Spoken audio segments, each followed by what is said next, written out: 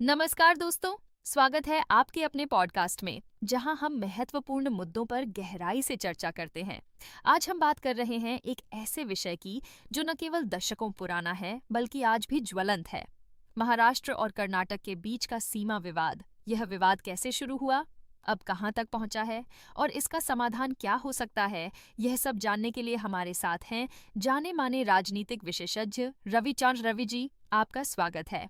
धन्यवाद हेमा, मुझे खुशी है कि मैं आज इस मुद्दे पर चर्चा करने के लिए यहाँ हूँ। सबसे पहले चलिए शुरुआत से समझते हैं।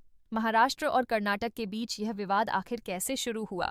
ये विवाद भाषाई आधार पर राज्यों के पुनर्गठन से जुड़ा हुआ है। 1956 में राज्य पुनर्गठन अधिनियम के तहत भारत में राज्यों का निर्माण भाषाई आधार पर किया गया, लेकिन बेलगावी, जो पहले बेलगाम कहलाता था, को लेकर विवाद शुरू हो गया। महाराष्ट्र का दावा था कि ये क्षेत्र मराठी बहुल है और इसे महाराष्ट्र में शामिल किया जाना चाहिए। इस विवाद के पीछे मुख्य कारण क्या है? क्या यह केवल भाषाई मुद्दा है या इससे अधिक भी कुछ है? बहुत अच्छा सवाल। ये विवाद मुख्य रूप से भाषाई है, लेकिन इसमें सांस्कृतिक और राजनीतिक पहलू भी हैं। बेलगावी और आसपास के इलाकों में मराठी और कन्नड़ भाषी लोग दोनों हैं। महाराष्ट्र का कहना है कि मराठी भाषी लोग बहुसंख्यक हैं, जबकि कर्नाटक इसे अपना क्षेत्र मानता है। बेलगावी के लोग महाराष्ट्र की संस्कृति और परंपराओं के साथ अधिक जुड़ा महसूस करते हैं। ये विवाद राजनीतिक दलों के लिए भी एक संवेदनशील मुद्दा बन गया है और इसे अक्सर चुनावों में उठाया जाता है। आज की तारीख में यह विवाद किस स्थिति में है?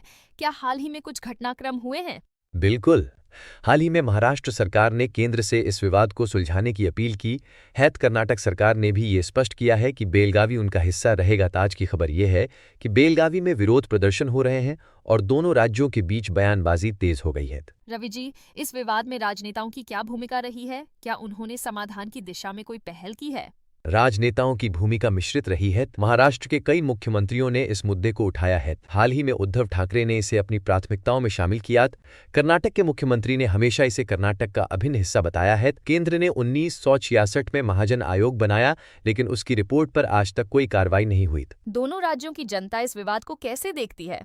बेलगावी के मराठी भाषी लोग खुद को महाराष्ट्र के करीब मानते हैं और इसे सांस्कृतिक अधिकार का मुद्दा कहते हैं, तो वहीं कन्नड़ भाषी लोग इसे कर्नाटक का अभिन्न हिस्सा मानते हैं। हालांकि यहाँ के लोग चाहते हैं कि ये विवाद सुलझे और उन्हें बेहतर सुविधाएं मिलें। रवि जी, इस विवाद का कोई समाधान कैसे हो सकता है?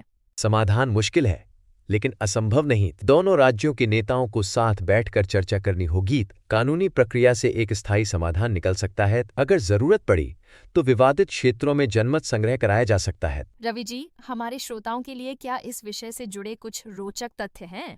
बिल्कुल। बेलगावी को 2012 में कर्नाटक ने अपनी द्वितीय राजधानी घोषित किया। यहाँ एक विशाल सुवर्ण विधान सौधा बनाया गया जो कर्नाटक विधानसभा का हिस्सा है। बेलगावी का दशहरा उत्सव कर्नाटक और महाराष्ट्र दोनों की संस्कृति का मिश्रण है। दोस्तों, इस विवाद पर आपकी क्या राय है? क्या बेलगावी को महाराष्ट्र में शामिल होना चाहिए या कर्नाटक का हिस्सा बने रहना चाहिए? हमें कमेंट या ईमेल के जरिए जरूर बताएं। रवि जी, आज का एपिसोड बहुत ज्ञानवर्धक रहा। आपका बहुत बहुत धन्यवाद। धन्यवाद हिमा, और श्रोताओं का भी धन्यवाद जो इस चर्चा का हिस्सा बने। तो दोस्तों, आज के एपिसोड में बस इतना ही। अगर आपको यह एपिसोड पसंद आया हो तो इसे अपने दोस्तों के साथ जरूर शेयर करें। हमारे पॉडकास्ट को सब्सक्राइब करें और नई अपडेट्स के लिए बेल आइकन दबाएं। फिर मिलेंगे अगले हफ्ते एक और दिलचस्प विषय के साथ। तब तक के लिए नमस्कार।